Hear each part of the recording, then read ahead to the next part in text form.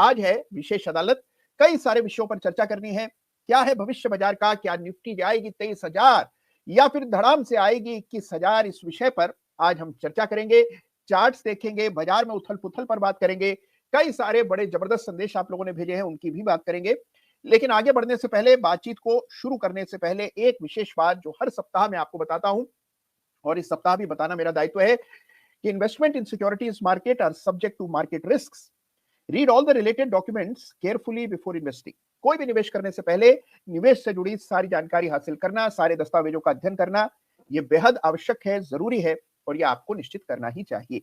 तो ये इंपॉर्टेंट है आपके लिए जानना। और हाँ, एक चीज जो हर सप्ताह में आपको बताता हूं कि न तो मेरा कोई टेलीग्राम चैनल है, ना ही किसी टेलीग्राम चैनल के माध्यम से किसी प्रकार की भी कोई एडवाइस आपको मैं देता हूं। अगर ऐसा कोई प्रस्ताव आपके पास आया है, कोई चैनल आपकी नजर में आया है, तो मान करके चलिए कि कोई बहरूपिया, कोई ठग आपको लूटने के उद्देश्य से इस प्रकार का चैनल चला रहा है, तुरंत प्रभाव से उससे दूर हो जाएं। मेरा कोई भी टेलीग्राम चैनल नहीं है। तो आइए बिना समय गंवाए शुरू करते हैं। अच्छा, उससे पहले कुछ बड़े ही इंटरेस्टिंग संदेश आप लोगों ने भेजे हुए हैं, तो आइए कुछ संदेश पढ़ देता हूं और फिर बातचीत को आगे बढ़ाएंगे। ढेरों चार्ट्स की चर्चा आज हमें करनी है। वाह, गजब। मयूर लोया साहब हैं, हमारे टर्टल हैं, टीकेपी स्मॉल कैप्स के भी सदस्य हैं, एचसीसी में ब्रेकआउट, वाह बहुत बढ़िया, इसकी बात करेंगे। और वाह बहुत बढ़िया, गजब के संदेश आ रहे हैं कि बाजार में खास एंटरटेनमेंट ऑफिशियल का प्रश्न है कि पीएसयू का गिरावट में कुछ बोलिए। भाई देखिए, पीएसयू में बड़ी तेजी आई और उसी अनुपात में गिरावट हमने शुक्रवार को आते हुए देखी। तो जरूर गिरावट आना स्वाभाविक है और ये बहुत हेल्दी है। कोई भी चीज जो इस गति से ऊपर जाती है, इतिहास गवाह है कि कुछ समय के लिए नीचे अवश्य आती है। तो बहुत ज्यादा अधीर नहीं होना चाहिए, असहज नहीं होना चाहिए। चार्ट्स के आधार पर आपको फैसले करने, और अभी हमें ढेरों चार्ट्स देखने हैं। पहले मैं आशीष मिश्रा जी का एक बड़ा अच्छा संदेश पढ़ देता हूं।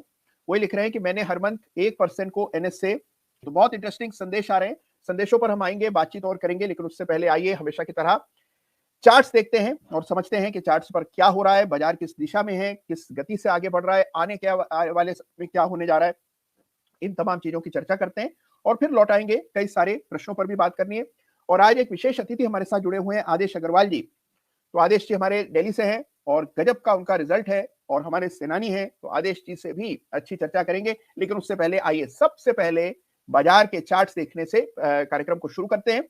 अच्छा, आगे बढ़ने से पहले एक चीज और मैं आपको याद दिला दूं कि जिस भी चार्ट का उल्लेख हम लोग अदालत में करते हैं, कई सारे चार्ट्स की बात करते हैं, किसी भी चार्ट पर मेरी कोई भी खरीदारी और बेचने की राय नहीं होती है। तो ये बात जरूर याद रखिएगा, किसी भी चार्ट पर कोई बेचने और खरीदने की राय नहीं है, किसी भी स्टॉक में नहीं है। और हम चार्ट्स की चर्चा वहां करते हैं जहां कुछ सीखने योग्य होता है, या आपकी ओर से कोई प्रश्न आता है कि इस चार्ट को देखें, तो उस चार्ट को कैसे समझ सकते हैं, इसकी चर्चा प्रति सप्ताह अदालत में होती है। तो आइए बिना समय गंवाए इस सप्ताह कई सारे चार्ट्स की चर्चा शुरू करते हैं और कुछ ही क्षणों में आपको स्क्रीन पर दिखेंगे चार्ट्स।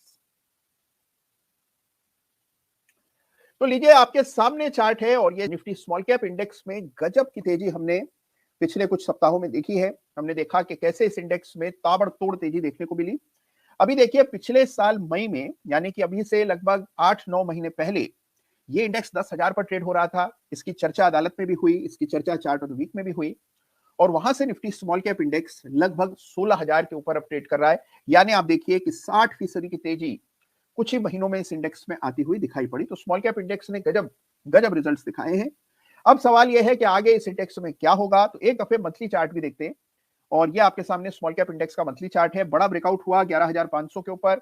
उसके बाद से स्मॉल कैप इंडेक्स में लगातार तेजी, 16,000 के ऊपर अब ये इंडेक्स ट्रेड कर रहा है। जिनके पास भी स्मॉल कैप इंडेक्स के चार्ट को अभी तक जिन्होंने नहीं देखा है, मेरा आप सबसे पुरजोर आग्रह है कि जब कभी चार्ट देखें, स्मॉल कैप इंडेक्स के चार्ट को विशेष तरजीह देनी चाहिए। इसको लेकर एक वीडियो भी मैंने कुछ समय पहले जारी किया था कि इस बाजार की तेजी और मंदी की कुंजी जो है, पहला संकेत आपको हमेशा इसी चार्ट से देखने को मिलेगा। निफ्टी स्मॉल कैप इंडेक्स कोई परिवर्तन भी आता हुआ दिखेगा तो इसी चार्ट पर आपको दिखेगा। तो निफ्टी स्मॉल कैप इंडेक्स पर विशेष फोकस रखिएगा, क्योंकि इस इंडेक्स को आप मान करके चलिए कि निफ्टी का बेल वेदर है, यानी कि निफ्टी से आगे चल रहा है और निफ्टी से पहले इसमें आपको परिवर्तन आते हुए दिखेंगे। निफ्टी स्मॉल कैप इंडेक्स का मंथली चार्ट है जो हम यहाँ पर अब देख रहे हैं।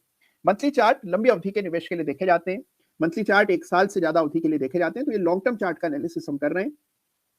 11,000 के ऊपर बड़ा ब्रेकआउट हुआ, 16,000 तक इंडेक्स गया और अभी भी इसमें तेजी कायम है। अब देखिए, ये बात सही है कि अप्रैल के बाद से लगातार ग्रीन कैंडल्स बनी है। कुछ रेड कैंडल्स बन जाएं तो चार्ट की सेहत पर कोई असर नहीं पड़ेगा, लेकिन स्टॉक्स जो है वो काफी सब्सटेंशियली गिर जाएंगे। तो याद रखिएगा कि एक बहुत बड़ा कंटिन्यूअस राइज हमने इस इंडेक्स में देखा है। इसीलिए अगर आप लेट एंट्रेंट हैं, यानी कि आप देर से इस पार्टी में आए हैं, तो आपको सबसे पहले सावधानी बरतनी है, लेवल्स का विशेष ख्याल रखना है, ट्रेलिंग स्टॉप लॉस रखना है और लाइन ऑफ कंट्रोल चार्ट पर अंकित करनी है। अब लाइन ऑफ कंट्रोल बहुत नीचे के स्तरों पर डालनी होगी, लेकिन ट्रेलिंग स्टॉप लॉस आप सही जगह पर डालें अगर आप स्मॉल कैप स्टॉक्स में मोस्टली इन्वेस्टेड हैं। और स्मॉल कैप स्टॉक्स में ही आमतौर पर सभी लोग निवेशित होते हैं। जिन्हें हम बड़ी कंपनियां मानते हैं वो भी असल में स्मॉल कैप ही होती हैं। स्मॉल कैप इंडेक्स बहुत बड़ा हो चुका है और इसमें कई सारी बड़ी कंपनियां भी शामिल हैं। तो इसीलिए स्मॉल कैप इंडेक्स के चार्ट को जरूर देखिए जब कभी आप बाजार का आकलन कर रहे हो। स्मॉल कैप इंडेक्स के बाद आइए निफ्टी का चार्ट तो देखते हैं। तो ये देखिए निफ्टी का चार्ट है और कुछ बदला नहीं है पिछले सप्ताह के मुकाबले, यथा स्थिति बनी हुई है। चार्ट पर जो रेखाएं हमने अंकित की हैं उन रेखाओं के ऊपर ही स्मॉल निफ्टी चल रहा है। उठापटक बहुत हुई, क्रेडिट पॉलिसी भी इस सप्ताह आई, काफी फेरबदल हुए, लेकिन कुल मिलाकर के कोई खास बदलाव इस इंडेक्स में नहीं हुआ। हमने देखा कि निफ्टी स्मॉल कैप इंडेक्स जरूर शुक्रवार को अच्छा करेक्ट हुआ, लेकिन अगर आप ओवरऑल ट्रेंड देखें तो ट्रेंड पर अभी तक किसी प्रकार का भी कोई आंच नहीं आई है। ट्रेंड अभी इंटैक्ट है, लेवल्स के ऊपर निफ्टी ट्रेड कर रहा है।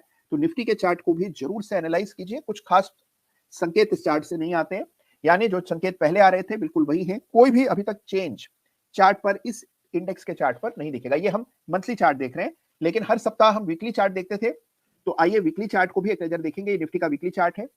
लेवल्स मैंने चार्ट पर अंकित पहले के किए हुए हैं। ये 20,100 के आसपास बड़ा सपोर्ट है। एक लेवल मार्क करते हैं जो यहाँ 21,000 के आसपास है। दूसरा लेवल मार्क करते हैं ये 22,000 के आसपास है। और निफ्टी इस सीमित दायरे में पिछले एक महीने सवा महीने से ट्रेड कर रहा है। जब कभी निफ्टी इस दायरे से बाहर आएगा तब ये बात तय होगी कि क्या निफ्टी 23,000 की ओर बढ़ रहा है या निफ्टी 21,000 की ओर जा रहा है। तो याद रखिए अभी 22,000 के करीब है। 22,000 के ऊपर अगर वीकली क्लोज आता है, यानी कि इस अपर रेड लाइन के ऊपर वीकली क्लोज आता है, तो आपको ताबड़तोड़ तेजी देखने को मिलेगी। यहां इन स्तरों पर काफी शॉर्ट सेलिंग हो रखी है और जब इस बात की पुष्टि हो जाएगी कि बाजार में नया ब्रेकआउट, नया मोमेंटम है, शॉर्ट कवरिंग भी बाजार को काफी ऊपर ले जा सकती है। तो याद रखिए ये मत सोच के बैठिए कि बाजार तो गिरेगा ही, ये भी सोचिए कि बाजार क्या यहां से 1,000 अंक और निफ्टी में बढ़ सकता है। दोनों संभावनाओं को ध्यान में रख करके आपको अपनी रणनीति का निर्माण करना है। निफ्टी फिलहाल एक रेंज में ट्रेड कर रहा है। वीकली चार्ट पर ये रेंज 21,300 से लेकर 22,050 के बीच में है। तो ये है निफ्टी की रेंज फिलहाल।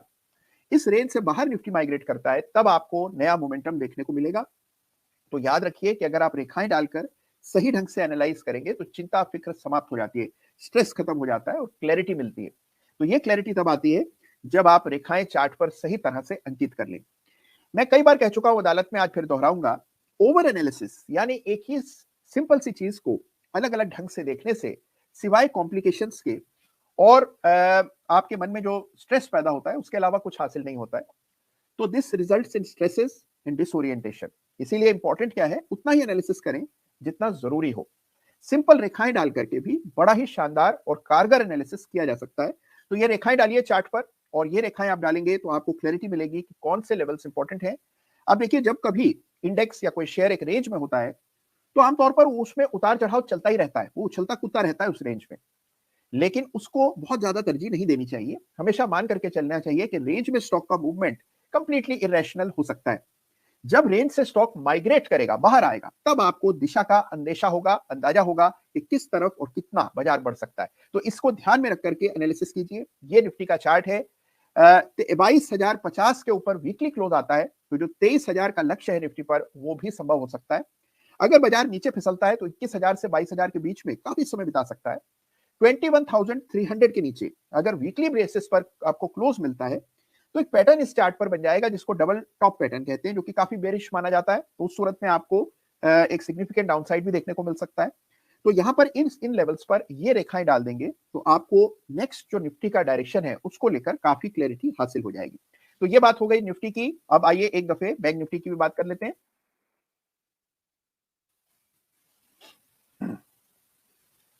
तो ये आपके सामने बैंक निफ्टी का चार्ट है और बैंक निफ्टी में हम देख रहे हैं कि रेंज यहां पर भी है जिस तरह की रेंज निफ्टी पर थी। पिछले सप्ताह से यहां पर भी कुछ खास नहीं बदला है। कुछ सरकारी बैंकों में जबरदस्त तेजी देखने को मिली इस सप्ताह और बैंक निफ्टी यहाँ 46,000 के आसपास, 46,200 के आसपास रेजिस्टेंस फेस कर रहा है। ये लेवल्स पार होंगे तो बैंक निफ्टी में भी 48,000 तक जाने की ताकत है, वो रास्ता साफ हो जाएगा। याद रखिए कि बैंक निफ्टी में निरंतर हायर बॉटम्स की श्रृंखला अभी भी अटूट है, यानी जो मेजर बॉटम्स इस चार्ट पर बने, जो मंथली चार्ट पर और भी साफ आपको दिखेंगे, आइए इस चार्ट को एक दफे लाइन चार्ट में तब्दील कर देता हूं, तो आप देखेंगे कि जो बॉटम्स बन रहे हैं इस चार्ट पर वो तमाम बॉटम्स हायर हैं, यानी अभी भी हायर बॉटम्स की श्रृंखला अटूट है, ट्रेंड पॉजिटिव है, और ये बहुत ही शानदार संकेत है जो कि आपको इस चार्ट को देखने से, यानी वीकली चार्ट को देखने से पता लगता है। तो ये निफ्टी बैंक का वीकली चार्ट है जहां आपको लगातार तेजी बनते हुए नजर आ रही है लॉन्ग टर्म के हिसाब से। इमीडिएट या शॉर्ट टर्म में ये रेखाएं मैंने चार्ट पर पिछले से पिछले सप्ताह शायद अंकित की थी, ये रेखाएं अभी भी महत्वपूर्ण है। तो 46,200 और 43,500 ये दो लेवल्स है जिनको आपको वॉच करना है। 46,250 के ऊपर बैंक निफ्टी निकलता है तो 48,000 के लेवल्स पर अगला कंजेशन चार्ट पर दिखता है। तो कुल मिलाकर आप देखिए निफ्टी बैंक निफ्टी कमोवेश एक सा ही चार्ट है, दोनों में आपको स्ट्रेंथ लग रही है, लेकिन निफ्टी के चार्ट पर स्ट्रेंथ ज्यादा है शॉर्ट टर्म में, और दोनों ही चार्ट्स पर अप ट्रेंड कायम है। स्मॉल कैप निफ्टी में भी अप ट्रेंड कायम है। ये बात जरूर है कि अप ट्रेंड स्मॉल कैप में काफी दिनों से लगातार बिना रुके चल रहा है, लेकिन अभी भी ट्रेंड चल रहा है, और जब तक ट्रेंड चल रहा हो उस पर शंका नहीं करनी चाहिए, यानी बेवजह ट्रेंड को कटघरे में खड़ा नहीं करना चाहिए। तो कुल मिलाकर चीजें ठीक चल रही हैं, स्टेबल है, and it is heading higher. This is the message जो कि आपको Nifty bank Nifty small cap index देख करके पता लगता है। आइए झट से एक बार यूएस मार्केट की विंडो ले लेते हैं, और हमारे सामने है डाउ जोन्स इंडस्ट्रियल एवरेज।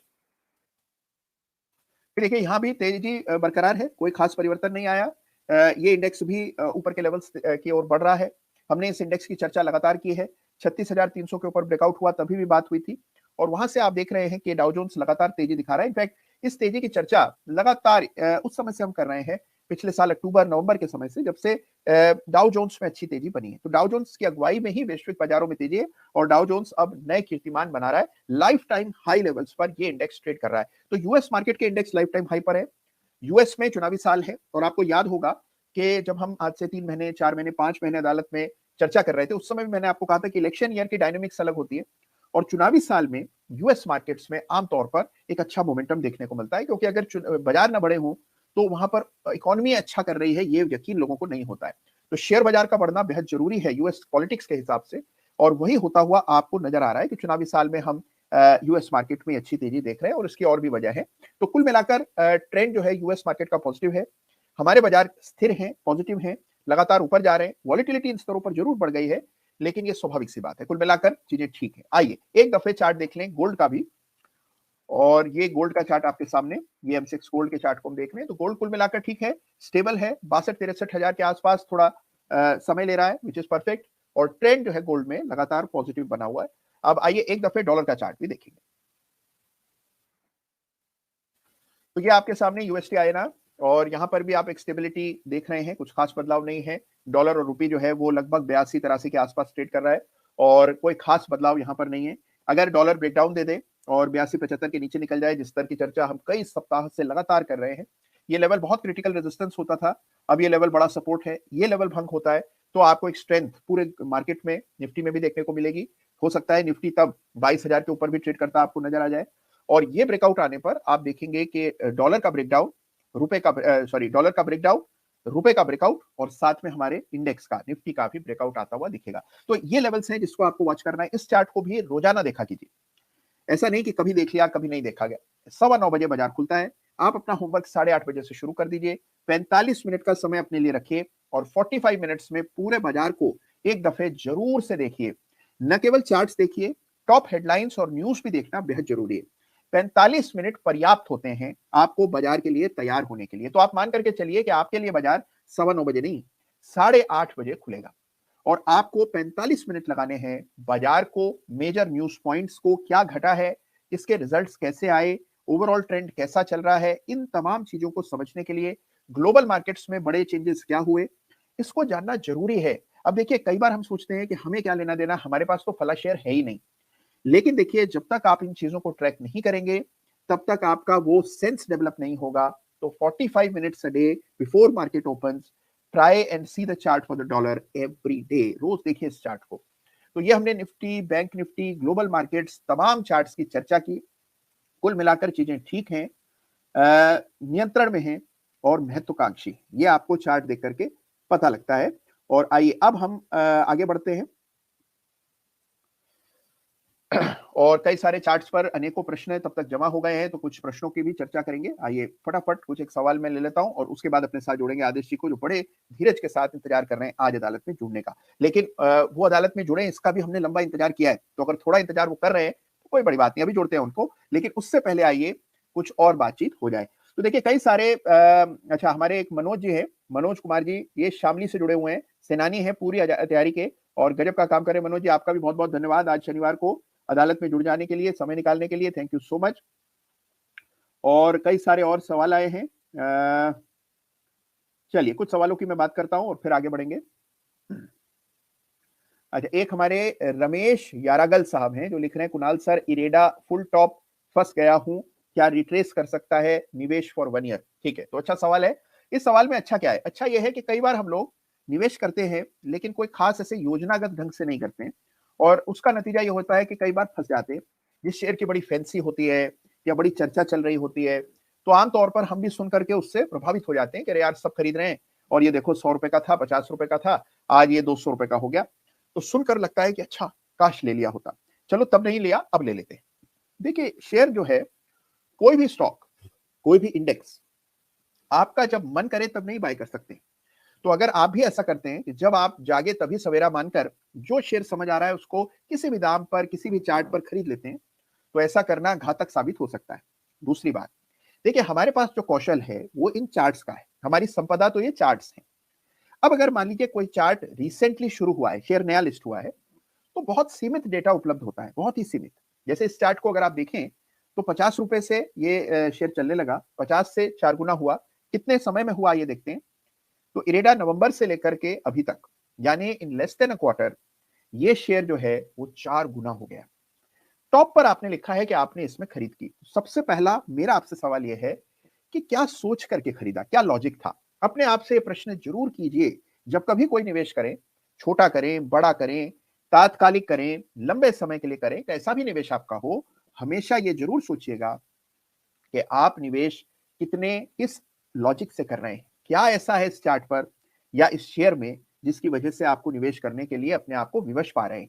तो निवेश करने से पहले ये सवाल करेंगे तो बेवजह निवेश नहीं करेंगे। दूसरा, इस सोच से कभी निवेश नहीं करना चाहिए कि बढ़ रहा है आओ हम ले लेते हैं, थोड़ा सा ऊपर जाएगा काट देंगे, या हमने तब नहीं लिया तो अब ले लेते हैं, या इसकी चर्चा बहुत आजकल हो रही है तो इसी को ले लेते हैं। ये सब खरीदने की पर्याप्त ठोस वजह नहीं मानी जाएंगी। तो खरीदने के लिए ठोस वजह होना बेहद जरूरी है और उस वजह को आपको साफ समझना चाहिए। लेवल्स चार्ट पर क्लियरली मार्क्ड होने चाहिए कि ये लेवल है, इसके ऊपर खरीदेंगे।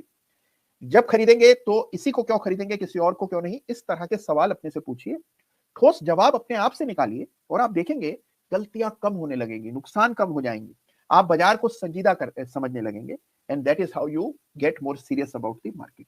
रहा सवाल इरेडा का, तो भाई चार्ट हमारे पास इतना सही है। अब इतने से चार्ट पर भला क्या बोलें? देखिए चार्ट बहुत अच्छा है, शेयर के चर्चे चारों ओर हैं, तेजी भी बड़ी जबरदस्त आ रही है, वो तमाम चीजें अपनी जगह है, लेकिन चार्ट के आधार पर कुछ भी ठोस तरह से कहने के लिए पर्याप्त डेटा होना चाहिए, जो भी उपलब्ध नहीं है तो इरेडा पर कोई खास टिप्पणी नहीं करेंगे। तो इस तरह से चार्ट को देखा जाता है। कई बार जब आपके पास क्लैरिटी ना हो, उसे स्वीकार करना चाहिए, आगे बढ़ना चाहिए। बाजार में अवसरों का अभाव नहीं है, तो वहां निवेश करें जहां पर क्लैरिटी चार्ट्स पर दिख रही हो। ओके, कई सारे सवाल आ रहे हैं, कई सारे बड़े इंटरेस्टिंग क्वेश्चंस आ रहे हैं, तो उन पर भी बात करेंगे। ठीक है, एक अभी अभी सवाल आया है। ओके, ठीक है, हमारे अंकित जी का एक सवाल है। सवाल उनका यह है कि क्या आईटीसी के चार्ट पर डबल टॉप बन रहा है? तो आइए इसको भी देख लेते हैं।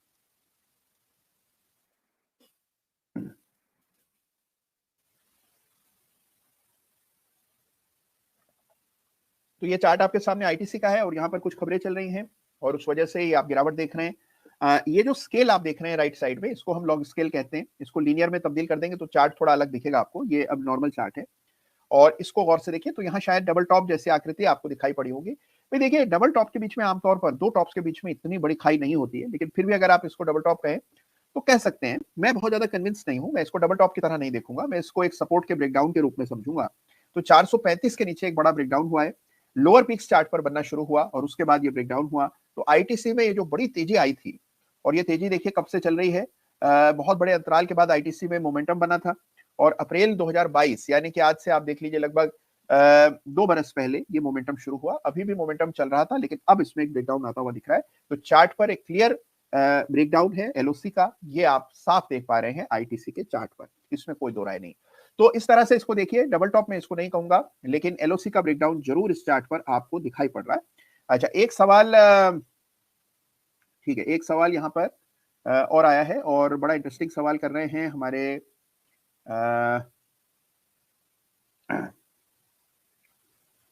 ओके। अच्छा, एक सवाल जिस पर सभी लोगों की नजर है वो है एचडीएफसी बैंक, और ढेरों सवाल आप लोगों के इस पर आए। इनफैक्ट एक पूरी कहें कि सभी का प्रश्न जो है वो इस स्टॉक को लेकर है। इसकी चर्चा हमने शायद पिछले सप्ताह या उससे पिछले सप्ताह भी की थी, और मैंने आपसे कहा था कि देखिए ये चार्ट है आपके सामने। एचडीएफसी में 1300 पर बड़ा सपोर्ट है, बड़ा रेजिस्टेंस 1700 पर है, 1700 का लेवल चौथी बार ये स्टॉक पार नहीं कर पाया। तो ये वेल वैलिडेटेड रेजिस्टेंस है जिसका ब्रेकडाउन हमने आते हुए देखा। तो रेजिस्टेंस अगर शेयर पार न कर पाए तो मान करके चलिए कि बड़ा बिकवाली का दबाव वहां पर है। तो 1700 के आसपास बड़े बिकवाल हैं जो बड़ा एग्जिट करना चाहते हैं, इस वजह से 1700 पार नहीं होता। नीचे बड़ा सपोर्ट हमें 1300 पर नजर आता है, तो 1300 से 1700 के बीच में झूल रहा है एचडीएफसी बैंक। नीचे के लेवल्स पर 1300 के करीब जब ये स्टॉक आता है तो वहां पर आप देखिए लॉन्ग टर्म वैल्यू आपको दिखाई पड़ेगी। जो लेवल है, ये जो ब्लू कलर की लाइन आपको नीली रेखा दिख रही है, ये कोई साधारण लाइन नहीं है। ये वही लेवल्स हैं जहां कोविड से पहले पीक बना था, उसके बाद कोविड के बाद 2022 में यहां पर बॉटम बना था। तो ये लेवल इंपॉर्टेंस रखते हैं, इनकी अहमियत है। ये लेवल भंग होते हैं तब ट्रेंड में कोई बड़ी तब्दीली आते हुए दिखेगी। हाँ, ये बात तय है कि एचडीएफसी बैंक फिलहाल बाजार को अंडर परफॉर्म कर रहा है, उसमें कोई दो राय नहीं।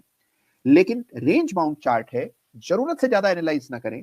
नीचे के लेवल्स पर 1280 से 300 1300 के बीच में आपको बाइंग इंटरेस्ट लौटता हुआ दिखेगा, हो सकता है उससे भी पहले आता हुआ दिखे। तो ये कुल मिलाकर एचडीएफसी बैंक की तस्वीर है, रेंज में ये बैंक ट्रेड कर रहा है। आइए अब फटाफट अपने साथ जोड़ लेते हैं आदेश जी को, और आपसे जुड़े हुए आदेश जी, मेरी आवाज आपको मिल रही है? सर बिल्कुल सर, मेरी आवाज आपको बिल्कुल अच्छी तरह आ रही है और आपकी आवाज भी आ रही है। सभी को मेरा जय श्री राम। जय श्री राम आदेश जी, थैंक यू सो मच हमारा निमंत्रण स्वीकार करने के लिए, आज अदालत में आ जाने के लिए, थैंक यू सो मच।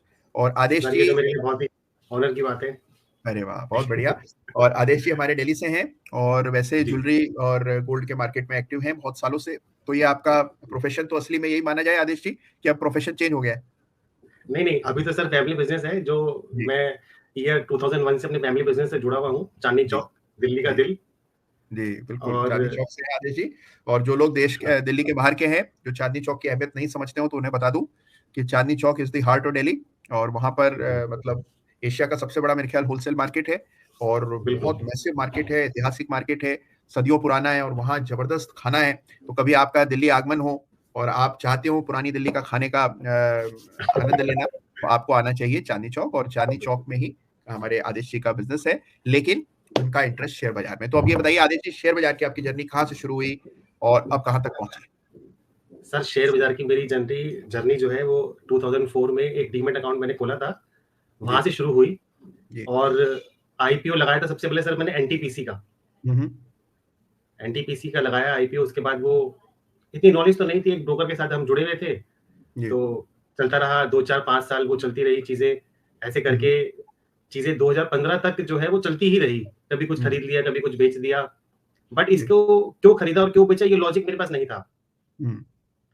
फिर 2015 में सर एक मेरे बैंक आरएम थे, उनसे मेरी मुलाकात हुई। उन्होंने मुझे एसआईपी की सलाह दी कि आप एसआईपी कीजिए, उसमें भी आप जो है अच्छा मुनाफा लॉन्ग टर्म में कमा सकते हैं। राइट, मैंने कहा ठीक है जी, एसआईपी करके देख लेते हैं। एसआईपी भी स्टार्ट कर दी सर 2015 के अंदर। बट मेरा सेटिस्फेक्शन उससे ना पूरा नहीं हो रहा था, क्योंकि ना वो उसमें बहुत लॉन्ग टर्म का वो प्लान था, या यूं कहीं प्लान ही वो लॉन्ग टर्म का ही है, तो कुछ कह नहीं सकते उसके बारे में ज्यादा। फिर फाइनली सर मई 2019 के अंदर मेरी मुलाकात आपसे हुई। बस कैसे ना कैसे कहीं ना कहीं से जो है आपसे जुड़ाव हो गया, और मैंने आपके नोएडा ऑफिस को ज्वाइन किया, जिसके अंदर मैं वीकेंड पे क्लासेस आपसे लेने लगा जी।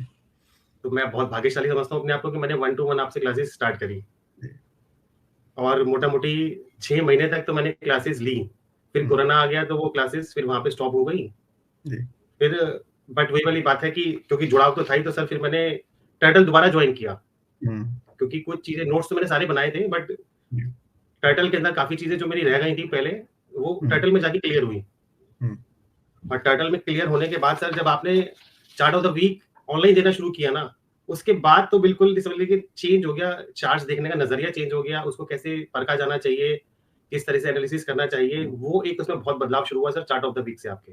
बहुत बढ़िया आदेश जी। तो अभी आदेश जी आप ट्रेडिंग करते कैसे हैं ये बताइए? अभी आप ऑप्शंस करते हैं, फ्यूचर्स करते हैं, स्टॉक्स में ट्रेडिंग करते हैं, क्या करते हैं?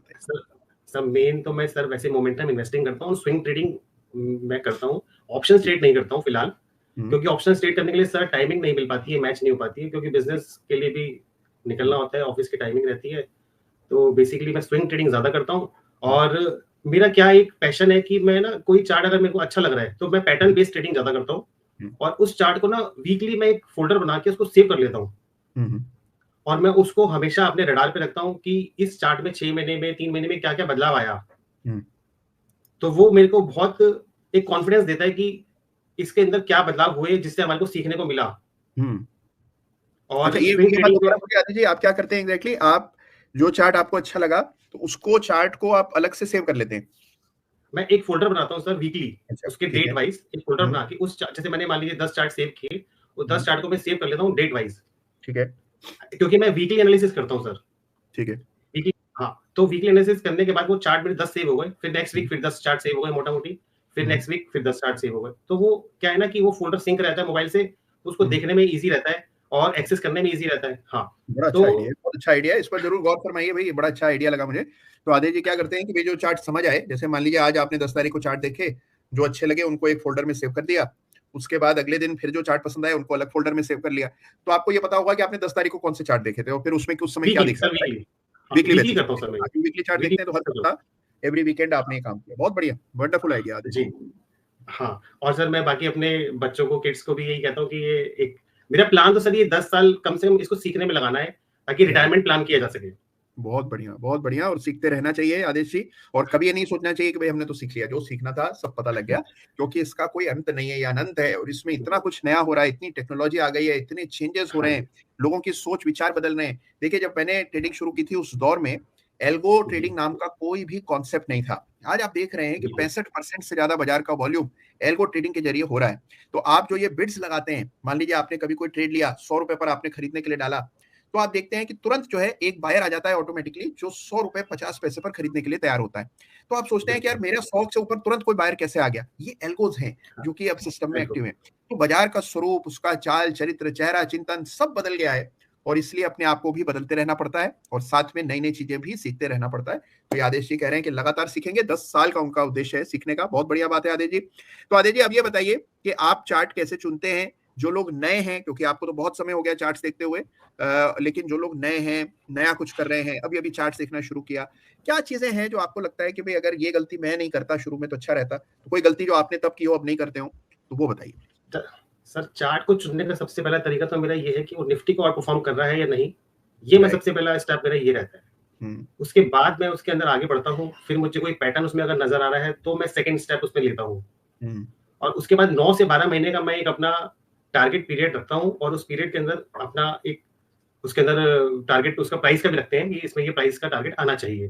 तो वो जो टूल्स आपने सिखाए हैं उन टूल्स की मदद लेता हूँ। ये 2 तरीके हैं जो मेन मैं यूज करता हूँ सबसे पहले स्टॉक सिलेक्शन के लिए। बिल्कुल ठीक है। तो स्टॉक का सिलेक्शन करते हैं आदेश जी, उसके बाद उसमें ट्रेडिंग करते हैं, इन्वेस्ट करते हैं, और आमतौर पर 7 से 8 महीने रखते हैं आदेश जी। क्या होल्डिंग टाइम क्या है आपका? 12 महीने सर, 9 से 12 महीने का वीकली चार्ट के। हाँ, वीकली चार्ट है तो 9 से 12 महीने काम करते हैं, 12 महीने का व्यू रखते हैं, व्हिच इज वंडरफुल। तो बहुत अच्छी बात है, और ये जो स्ट्रेटजी है आदेश जी की उनके लिए काम कर रही है। आदेश जी कभी मन नहीं करता ऑप्शंस वगैरह ट्रेड करें और ये सब करें, ऑप्शन सेलिंग करें, या आपको लगता है कि जो काम मैं अच्छा कर रहा हूँ उसी पर मुझे फोकस करना चाहिए? सर फोकस मेरा उसी पे है, जो मैं अच्छा कर रहा हूँ उसी पे मेरा फोकस है, उसको एनहांस करना है। बहुत बढ़िया, और ये बहुत इंपॉर्टेंट चीज है ये। हाँ बोलिए प्लीज। नहीं, ऑप्शंस मैंने करके देखा है, बट ये ना कि उसमें टाइमिंग का बहुत, मान लीजिए हम अभी स्क्रीन पे बैठे हैं, हमने ऑप्शन का ट्रेड ले लिया और इंट्राडे के ले लिया, पता लगा हमारा टारगेट आगे चला गया, हम नहीं कर पाए बुक जी, प्रॉफिट या लॉस, निकलना भी जरूरी है। वहां पे वो चूक हो गई अगर, तो वो दिक्कत देती है। बहुत सही कहा आदेश जी। आने की वजह, और ये प्रश्न भी जी, ये प्रश्न भी मैंने आदेश जी से इसीलिए किया क्योंकि मैं ये पॉइंट हाईलाइट करना चाहता हूँ कि भाई देखिए हर व्यक्ति अलग होता है। तो जो व्यक्ति मान लीजिए ऑप्शंस अगर आप कर रहे हैं ट्रेड, आपको रिजल्ट नहीं आ रहे हैं, लेकिन आप लगे हुए हैं कि नहीं मुझे तो ऑप्शन ही ट्रेड करना है, ये हट मत कीजिए। जो आप कर सकते हैं, जिसमें आपको रिजल्ट आ रहे हैं, जिसके लिए आप बने हैं, जिसमें आपके रिजल्ट सबसे अच्छे हैं, या आपको एक नेचुरल इंटरेस्ट है, उस चीज पर फोकस कीजिए। बाजार में बहुत सारे प्रकार से आप धन उपार्जन कर सकते हैं, लेकिन you have to think about what works best for you. तो जो आपके लिए अच्छा काम करता है उस मॉडल को अपनाइए। तो हमारे आदेश जी ने बहुत जल्दी ये चीज रियलाइज की कि भाई नहीं, मैं सारी चीजें नहीं कर सकता हूं और ना ही मुझे उनके लिए प्रयास करना है। जो चीज मैं ठीक से कर सकता हूँ, विच इज मोमेंटम इन्वेस्टिंग, 12 महीने तक रखते हैं, लेकिन बहुत मेहनत करके प्रतिदिन शेयर बनाते हैं, शेयर को देखते हैं, चार्ट्स देखते हैं। अच्छा, कितने स्टॉक्स ट्रैक कर रहे हैं आदेश जी आप? सर मैं 500 to 700 स्टॉक ट्रैक कर रहा हूँ। और उसके लिए कितना समय देते हैं? सर डेली 1 आवर तो मैं देता ही हूँ ऑफिस से आने के बाद। ग्रेट। तो 1 सवा घंटा बाजार का को समर्पित करते हैं और दफ्तर से आते हैं, अपना काम भी चला रहे हैं, साथ में इन्वेस्टिंग कर रहे हैं, मोमेंटम गजब का काम कर रहे हैं। तो आदेश जी इसी प्रकार से काम करते रहिए, और हाँ, आपकी जबरदस्त सफलता हो रही है, मुझे सूचनाएं मिलती रहती है, और उसके लिए आपको बहुत शुभकामनाएं। All the very best to you. और हम सभी लोग चाहते हैं कि आप और सफलता हासिल करें, और धीरे धीरे करके एक समय आए जहां आपको लगता है कि फैमिली बिजनेस से भी ज्यादा रिटर्न्स आपको अपनी ट्रेडिंग और इन्वेस्टिंग से आ रहे हैं। बीच में मैंने अपना सर एक YouTube शुरू भी किया था ताकि मैं अपने शेयर को ट्रैक कर सकूं। तो मैंने YouTube पे शॉर्ट बना के डाला, उसमें मैंने राइट्स डाला सबसे पहले। बहुत बढ़िया आदेश जी, वंडरफुल। तो इसी तरह इसको चलाते रहिए और मेहनत कीजिए, चार्ट्स देखिए। बहुत बहुत धन्यवाद, फाइनली आप अदालत पर आए, very thank you so much. और आज अदालत में जुड़ने के लिए आपका बहुत बहुत धन्यवाद। तो ये हमारे आदेश अग्रवाल साहब हैं, जो कि अपना फैमिली बिजनेस भी चला रहे हैं, साथ में देखिए ट्रेडिंग इन्वेस्टिंग कर रहे हैं और फोकस होकर के काम कर रहे हैं। और कई सारे लोग बड़े शानदार संदेश हमारे आदेश जी के लिए भी भेज रहे हैं, लिख रहे हैं कि वेरी इंस्पायरिंग, बहुत कुछ उनको सुनने से नया पता लगा। देखिए छोटी छोटी चीजें हैं जो कैप्चर करनी चाहिए। जैसे आदेश जी ने कहा कि भाई चार्ट्स को देखते हैं, डेट वाइज उसको सेव कर लेते हैं फोल्डर बनाकर, उसके बाद अगले दिन चार्ट देखिए, उनको भी फोल्डर बनाकर सेव कर लिया। जिससे आप अगर 3 महीने बाद भी अगर आप सोचेंगे कि मैंने अच्छा 2 महीने पहले ये चार्ट क्यों नहीं देखा था, या इसमें क्या दिखाई पड़ा था, तो तुरंत चार्ट खोलेंगे, आपको याद आ जाएगा। तो ये रिकॉर्ड रखना, अपने चार्ट की जर्नलिंग करना बहुत जरूरी है। तो वंडरफुल आइडिया, बहुत कारगर, रियल लाइफ प्रैक्टिकल आइडिया देकर के गए हैं आदेश जी। अच्छा, इस बीच देखिए कई सारे प्रश्न हैं जिन पर हमें बात करनी है, सवालों का की झड़ी लगी हुई है। एक चार्ट की चर्चा विशेष रूप से करेंगे, और ये सवाल पूछा है हमारे सागर सुपल साहब ने, और उनका प्रश्न है वेंकीज पर। तो आइए वेंकीज के चार्ट को तुरंत देखते हैं, और साथ में चर्चा करेंगे सीडीएसएल के चार्ट की, जिस पर अभी अभी शुभम जैन साहब ने भी सवाल किया है। तो सीडीएसएल और साथ में वेंकीज, इन दो चार्ट की चर्चा सबसे पहले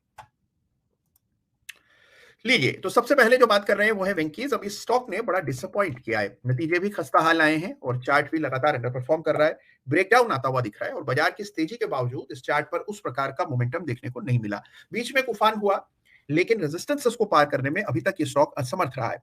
और सबसे ज्यादा इस बात को लेकर के आप देखें कि दुख होता है या निराशा होती है कि जहां बाजार में हम इतनी बड़ी तेजी देख रहे हैं, वहां ये स्टॉक जो है उस प्रकार से परफॉर्म नहीं कर रहा है। जब बाजार लाइफ टाइम हाईस छू रहा है और स्मॉल कैप इंडेक्स में ऐसी जबरदस्त तेजी है, ये स्टॉक सिंगुलरली अंडर परफॉर्म कर रहा है। 9% की गिरावट इस सप्ताह, और एक ब्रेकडाउन भी चार्ट पर आता हुआ दिख रहा है। बड़ा सपोर्ट चार्ट पर 1460 के आसपास है, जहां आपको एलओसी डालनी चाहिए। तो ये लाइन ऑफ कंट्रोल है। बहुत समय से स्टॉक ने परफॉर्म नहीं किया, कोई बहुत बड़ा फॉल भी नहीं आया, लेकिन एक रेंज में, और रेंज बड़ी है, लगभग 1450 से 2290 तक की रेंज है जिसमें स्टॉक ट्रेड कर रहा है। तो this is the overall structure for this stock. ये चार्ट हम देख रहे हैं वेंकीज का, जो कि एक सीमित दायरे में और बड़े दायरे में ट्रेड कर रहा है। तो ये वेंकीज का चार्ट है, ब्रेकडाउन आता हुआ चार्ट पर दिख रहा है। एलओसी अवश्य मार्क कर लें जब कभी आप इस चार्ट को स्टडी करें। अच्छा, इसके बाद एक सवाल आया है सीडीएसएल पर, तो आइए उस चार्ट को भी छट से देख लें। गजब की तेजी हमने सीडीएसएल पर देखी है, अद्भुत तेजी बनी, ब्रेकआउट हुआ, ब्रेकआउट के लेवल्स चार्ट पर पहले के अंकित हैं। 1600 के ऊपर निकला, सीधा 2000 तक गया। 2000 पर आने के बाद थोड़ी सेल ऑफ हमने इस सप्ताह आते हुए देखा, लेकिन स्ट्रेंथ है। बुलिश फ्लैग पैटर्न आपको चार्ट पर दिखाई पड़ेगा। तो ये पैटर्न जो है यहाँ पर इस प्रकार का पोल, कुछ दिनों का साइडवेज मोमेंटम, इसको बुलिश फ्लैग पैटर्न कहते हैं। ब्रेकआउट आता हुआ इस सप्ताह हमने देखा। तो बुलिश फ्लैग पैटर्न सीडीएसएल के चार्ट पर बनता हुआ नजर आ रहा है।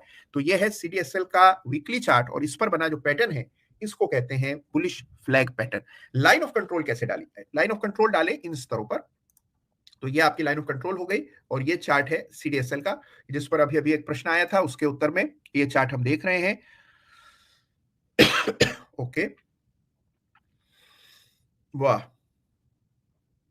बहुत बढ़िया। सनी विश्वकर्मा जी भी हमारे टर्टल हैं और लिख रहे हैं कि I been doing option buying for the last 1 year with maximum 1 lot, after 1 to 2 years my return is this much. बहुत बढ़िया, बहुत बढ़िया सनी जी, गजब काम कर रहे हैं। और इसी प्रकार से धीरे धीरे करके अपनी पोजीशंस को बढ़ाएं, अपने रिस्क को समझते हुए धीरे धीरे करके और बेहतर काम करें। लेकिन इस बात का ख्याल रखिए कि ऑप्शंस में इनहेरेंट रिस्क होते हैं, और बहुत ही इंक्रीमेंटली उन रिस्क को आप बढ़ा सकते हैं। तो इसका ध्यान रखते हुए कीजिए। लेकिन अच्छा काम, बहुत अच्छी सफलता आपको मिल रही है, और हम ईश्वर से प्रार्थना करेंगे कि सफलता इसी प्रकार से आपको आगे भी मिले। चलिए, बहुत अच्छे सवाल आ रहे हैं, और कई सारे इंपॉर्टेंट चार्ट्स की चर्चा हो रही है। अच्छा, इसके अलावा ओके,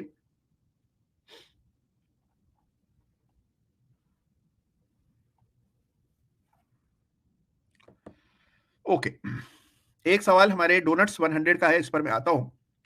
और इनका सवाल है कि with your guidance and watching अदालत रेगुलरली बुक्ड सम प्रॉफिट्स लास्ट वीक। अच्छा, बहुत बढ़िया, ग्रेट, बहुत बढ़िया, शानदार काम आपने किया डोनट्स, और मैं उम्मीद कर रहा हूं कि इसी प्रकार की सफलता आपको आगे भी मिले।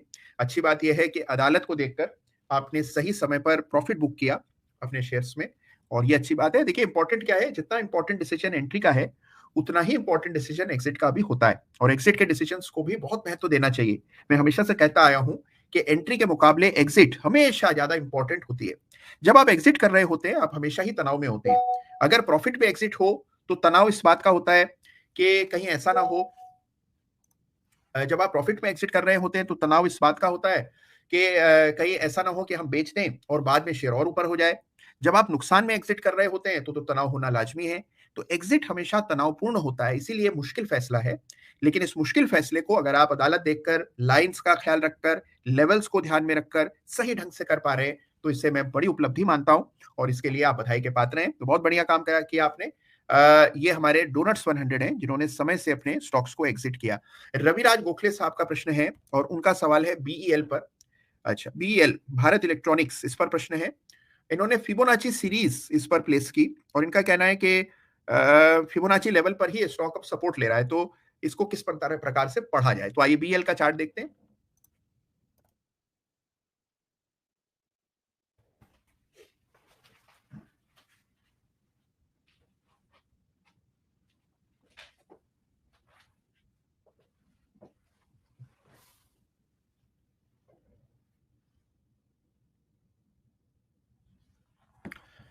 तो ये आपके सामने बीईएल यानी भारत इलेक्ट्रॉनिक्स का चार्ट है, और आपने जिक्र किया फिबोनाची का, तो आइए फिबोनाची रिट्रेसमेंट इस चार्ट पर इस तरह से डालते हैं। यह है रिट्रेसमेंट डालने का सही तरीका। हमने यहाँ पर रिट्रेसमेंट इस चार्ट पर प्लेस किया। तेजी शुरू हुई 90 रुपए के भाव से। ये भाव इसमें मार्च में था पिछले बरस, और एक ही साल में हमने देखा कि 90 का 190 यानी डबल से भी ज्यादा शेयर हुआ। और अब हम देख रहे हैं कि इसमें करेक्शन आता हुआ दिख रहा है। अब सवाल इनका यह था कि फिबोनाची की मदद से इस चार्ट को कैसे पढ़ा जाए। तो देखिए, बड़ा सपोर्ट जो फिबोनाची के हिसाब से बड़ा लेवल है, पहला लेवल 170, दूसरा लेवल 154, ये लेवल है 23.6% फिबोनाची लेवल, 38.2% फिबोनाची लेवल। तो ये दो लेवल्स हैं जो कि चार्ट पर इंपॉर्टेंट है। तो इस तरह से इस चार्ट को देखिए, भारत इलेक्ट्रॉनिक्स का चार्ट है, और कुल मिलाकर आप देखें तो अभी भी ट्रेंड कायम है, अभी इसमें मामूली सा करेक्शन भी नहीं आया। देखिए, इतनी बड़ी तेजी के बाद फिबोनाची के हिसाब से जो बड़ा लेवल है जहां पर आपको सपोर्ट दिखेगा वो 170 का है, जो अभी मौजूदा भाव से 10 रुपया ऊपर है। तो ये है फिबोनाची डालने का सही तरीका। बॉटम टू टॉप जोड़िए, और ये जो पूरा मूव आया है इस पर इस तरह फिबोनाची डालिए। फिबोनाची के हिसाब से 23.6% का पहला स्तर 170 रुपए के इर्द गिर्द है। तो ये सवाल किया था। तो ये ओवर ट्रेडिंग बड़ी समस्या है, और मेरा मानना है कि जितने भी ट्रेडर्स, कई सारे हजारों ट्रेडर्स आज तक मुझे मिले होंगे, वो क्यों नहीं सफल हो पाए, इस पर जब आप पोस्टमार्टम करते हैं तो आप पाते हैं कि सबसे बड़ी समस्या ओवर ट्रेडिंग है। तो ओवर ट्रेडिंग पर काबू पाइए। कहना बड़ा आसान है, करना बहुत मुश्किल है। तो कैसे पाई जाती है ओवर ट्रेडिंग पर नियंत्रण, आइए समझते हैं। सबसे पहले खाते में पैसा कम रखिए। जिस खाते में आप ट्रेड कर रहे हैं, अगर उसमें पैसा पड़ा होगा तो कभी ना कभी आप आवेश में आकर कुछ ना कुछ ले ही बैठेंगे। ब्रोकर के पास पैसा कम छोड़िए, रूल्स बना करके चलिए, और उन रूल्स को कड़ाई से लागू कीजिए। याद रखिए कि stock market is not a overnight journey, जहां पर आपने आज शुरुआत की ट्रेडिंग की, अगले महीने ही आपको वॉरेन बफेट बनना है, ये कहीं नहीं लिखा है। आप समय दीजिए, सालों लगते हैं इसमें। जर्नी की शुरुआत है, धीरे धीरे चलाइए गाड़ी शुरू में। उसके बाद एक समय आएगा जब ऑटोमेटिकली चीजें आपके हक में चलने लगेंगी। तो देखिए, कुछ समय आप काम करते हैं, कुछ नहीं मिलता है, फिर आप काम करते हैं, थोड़ा बहुत मिलने लगता है, फिर एक समय आता है कि काम नहीं भी करते हैं, फिर भी बहुत कुछ मिल रहा होता है। तो इसके लिए जरूरी क्या है, you have to start and build it one step at a time. तो याद रखें, थोड़ा पेशेंस रखिए, रूल्स को फॉलो करें, और उसके बाद आपको इसमें आगे बढ़त लानी है। तो अपनी ओवर ट्रेडिंग पर काबू कीजिए, बेहद जरूरी ये बात है। अच्छा, कई सारे प्रश्न अभी अदालत के सामने है। चर्चा करेंगे हम लोग ग्रेविटा की।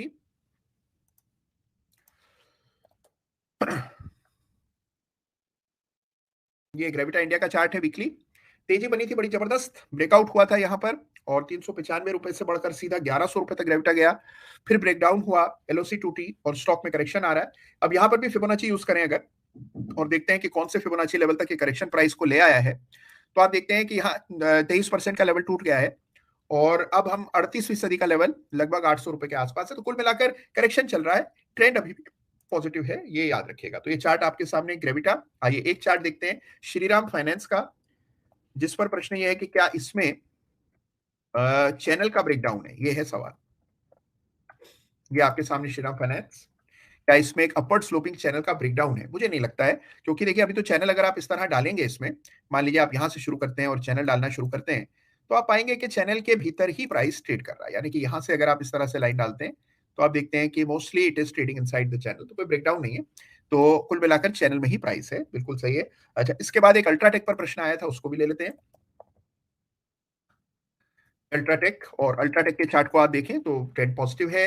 यहाँ पर एक पैटर्न बना है जिसको tower top reversal pattern, H reversal pattern या फिर पाइप बॉम्ब रिवर्सल पैटर्न भी कहा जाता है, और ये चार्ट पर बनता हुआ दिख रहा है। दो बड़ी कैंडल्स बनी है, तो इसको लेकर के थोड़ी चिंताएं होना स्वाभाविक है। ये अब रेजिस्टेंस की रेखा है और ये लेवल 10,500 का है। 10,500 का स्तर पार होगा तब अल्ट्राटेक में अगला आपको मूव देखने को मिलेगा, अन्यथा कुछ समय का कंसोलिडेशन करेक्शन मुमकिन है। अशोका बिल्डकॉन, इसका चार्ट भी आइए देख लेते हैं।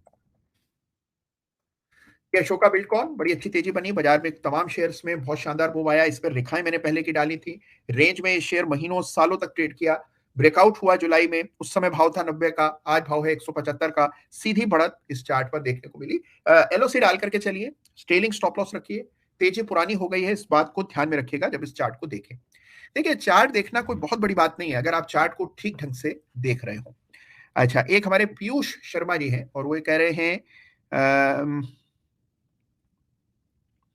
ओके, उनका प्रश्न ये है, बेसिक सवाल है उनका कि मान लीजिए उनको 1 लाख रुपए से पोर्टफोलियो बनाना है, तो उनका सवाल ये है कि 1 लाख रुपए में हमें क्वालिटी स्टॉक तो रखना है, पर क्वालिटी स्टॉक महंगे होते हैं, तो फिर 1 लाख को कितनी कंपनियों में विभाजित कर सकते हैं? भाई देखिए, सबसे इंपॉर्टेंट क्वालिटी का अर्थ ये नहीं होता है कि क्वालिटी जरूरी है कि एसेंशियली महंगी हो। महंगी से अगर आपका तात्पर्य है कि उसकी वैल्यू ज्यादा है, यानी कि 10,000 रुपए का शेयर होता है 5,000 का, तो बहुत सारी ऐसी कंपनियां भी है जिनके दाम 100, 50, 150 रुपए के होंगे, लेकिन क्वालिटी अच्छी होगी। तो quality is not dependent on the price of the stock. तो हो सकता है कि 5,000 रुपए का शेयर भी बहुत कम गुणवत्ता, कम क्वालिटी का हो, और 50 रुपए वाली कंपनी का भी क्वालिटी बहुत हाई हो। तो ऐसा नहीं है कि जिसका दाम ज्यादा उसकी क्वालिटी अच्छी। रहा सवाल कि 1 लाख रुपए का जब आप पोर्टफोलियो बनाएं तो उसमें कितनी कंपनियां रखें, तो ये पोर्टफोलियो मैनेजमेंट का सवाल है, और हर व्यक्ति का अपना खुद का एक स्टाइल, निवेश का एक अपना तरीका होता है। कुछ लोग बहुत कंसंट्रेटेड पोर्टफोलियोज बनाते हैं, यानी कम शेयर होते हैं, और कुछ लोगों का बड़ा डाइवर्सिफाइड मॉडल होता है, कई सारे शेयर्स होते हैं। जो नहीं परफॉर्म करते हैं उनकी छटनी करते चले जाते हैं, जो परफॉर्म करते हैं उन्हें जगह देते रहते हैं पोर्टफोलियो में। तो इस प्रकार से आवंटन करते हैं, ये एक पूरा शास्त्र है। और आपने जो आज ये प्रश्न किया है पीयूष जी, इससे प्रेरित होकर इस पर जरूर मैं एक फुल लेंथ वीडियो बनाऊंगा, जिससे इस पर आप लोगों को जो मेरी समझ है वो मैं साझा कर पाऊं। नियति जी का धन्यवाद करेंगे। और करण गुप्ता जी का प्रश्न है कि पीटीसी इंडिया, इरेडा पर हमने बात की थी अभी, लेकिन पीटीसी पर इनका प्रश्न है। पीटीसी,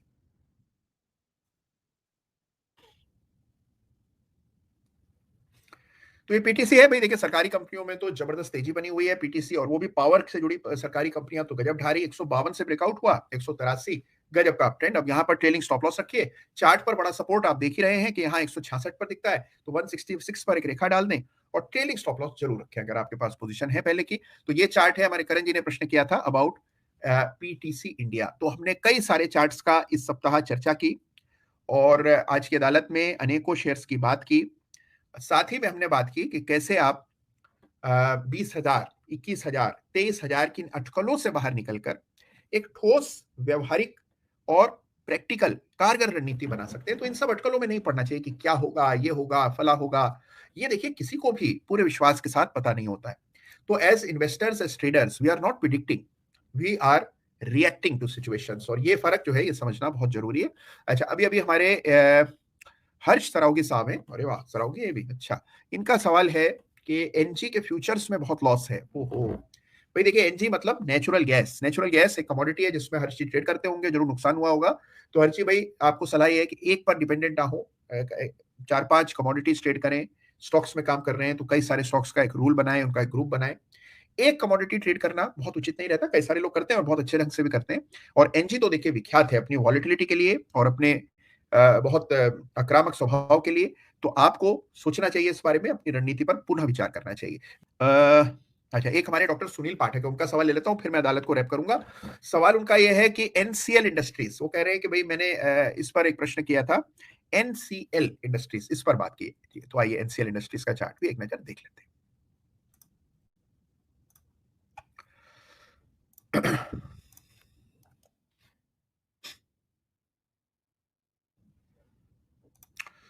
तो ये आपके सामने एनसीएल इंडस्ट्रीज, भाई देखिए चार्ट पर हमने हायर बॉटम बनते हुए देख रहे हैं, और ये बॉटम फरवरी से पिछले साल बनने लगे, तो साल भर से हायर बॉटम बन रहे हैं।